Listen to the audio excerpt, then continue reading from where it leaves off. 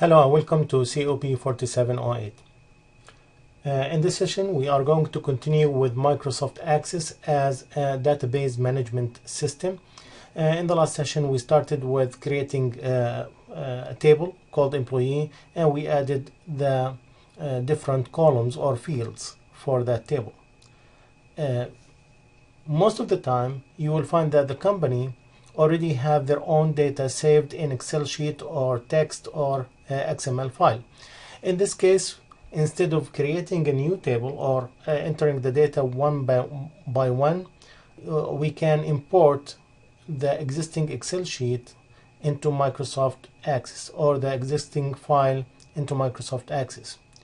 In this session, we are going to learn how to import the data into Excel. To do that, we'll open our Access database that we created last time. We click on the external data, then choose Excel. Once you click on Excel, you will get the dialog box that you can see here. You have many choices. One of them is to append a copy of the records to the table employee. That's in case you have other data in that table, so you can append and add to the data that you have and it will not overwrite it. You can also import the source data into a new table in the current database, and we can do that also. So to do that, we are going to browse and select the data that we need and then click OK, and it can recognize the data that we have in sheet 1 in that work sheet that's called employee data or employee information.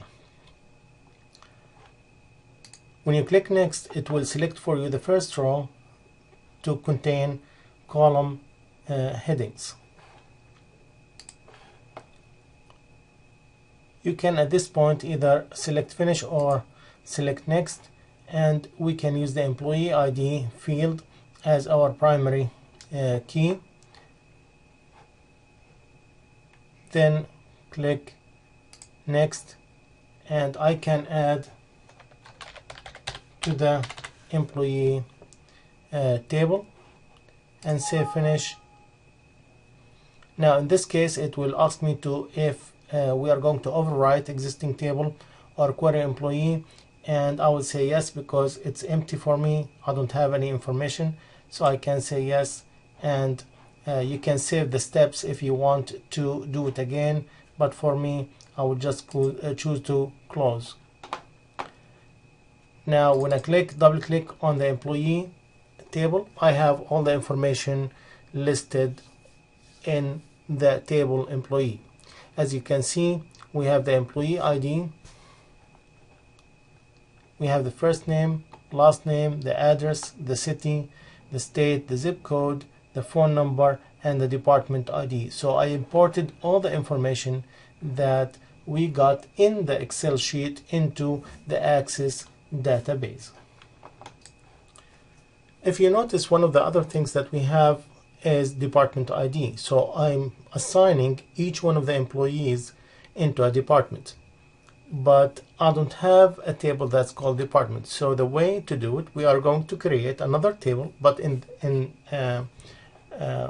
this case or this situation, instead of using the wizard or instead of using the import, I will create it just by clicking on table. And as you can see here, when I click on table, I can choose to do it with the design again, or I can choose to add here. So for this one, I can change the name .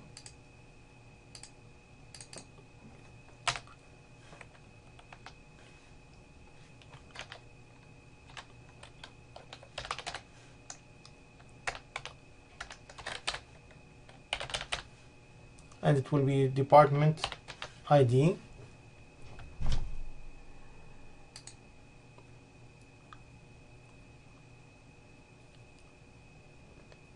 Then I will also add another column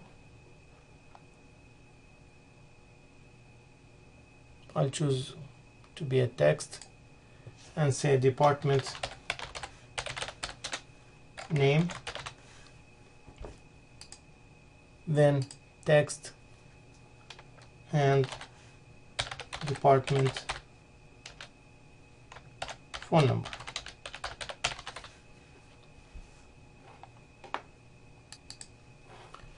Once we are done entering the fields or the columns, we can either rename or save, and once we save, it will give me the option to name it, and we are going to name it the department table.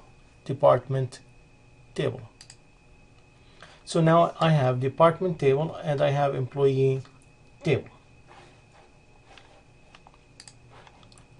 Remember that you can still click on the design view and go to department phone number and change the format to be in a form of a phone number.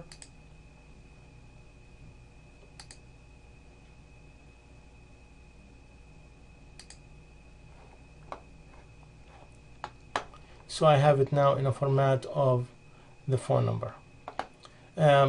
Once I save, I can click back again on the view and we can enter the data that we need. Since it's a very short list, I will enter it by just manual entering myself. I will not import it, so I will enter sales department for department number 1, and the phone number will be 386 555 1000, and then marketing.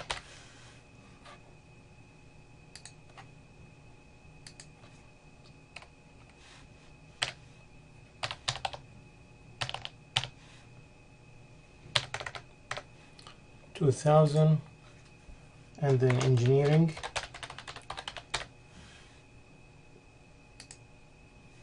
$386 555 3000, purchasing, and inventory,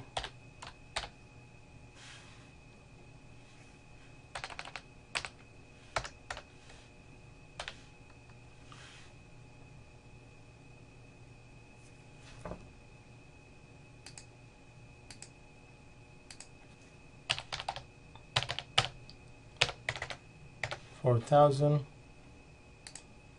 and the last one will be the accounting department, 386 555 5000. So I have 5 different departments, and already I assigned the employees, so I will save this one. Notice that the department ID for sales is 1, for marketing is 2, for engineering is 3, for purchasing is 4, and for accounting is 5. And if you double click on the employee table, you can find that the department ID has been assigned already for these for the employees in the company. So now I have department, I have employee, and each employee is assigned to different departments. The next step will be to create a relationship between the department and the employee, and this is why we call it a relational database. So how can we create a relationship between the department and the employee table? Now remember that department has employees, so the relationship between them will be that employees belong to department has employees, so most likely one department will have many employees, one to many relationship. This is what we are going to provide right now by creating the relationship between the two tables. To do that, let's click on database tools, relationships, Then select the two tables, add them. We can close this one now, expand this so we can see all attributes for the employee table. So to create the relation, let's drag the department ID from the employee table and drop it on top of the department ID in the department table. And what we are stating here that the department ID field in the department is the same as the department ID in the employee. In the department table, it is considered as a primary key, while it's a foreign key in the employee table. And to make sure that both fields are the same, we are going to enforce referential integrity and the update and the deletion. So if we delete a record in one of the tables, it will be deleted in the second table, or it will give me an error message not allowing me to delete any row before making sure that I have the same information in both tables.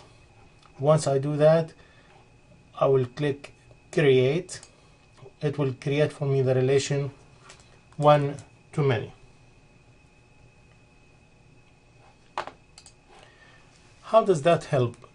Now, if you go back to the department table and click on the department table, now you can see a plus sign beside each record or each department. When you click on the plus sign, you can see the employees in that department. So now I know that those are the employees that works in the sales department. Those are the employees that work in the marketing department. And this is the best about relationship because it can identify the people that works in this department. So this department has this many employees, and this is the one-to-many relationship that we talked about. Now, the employee must have or must be in a department, so that's mandatory, and there should be a department for each employee, that's mandatory. So that relationship here for minimum cardinality is mandatory to mandatory. I don't have any optional relationship between those two tables. The next step will be to create a form to make it easy to add employees to the different departments. And this is what we are going to do in the next session. Thank you and have a great day.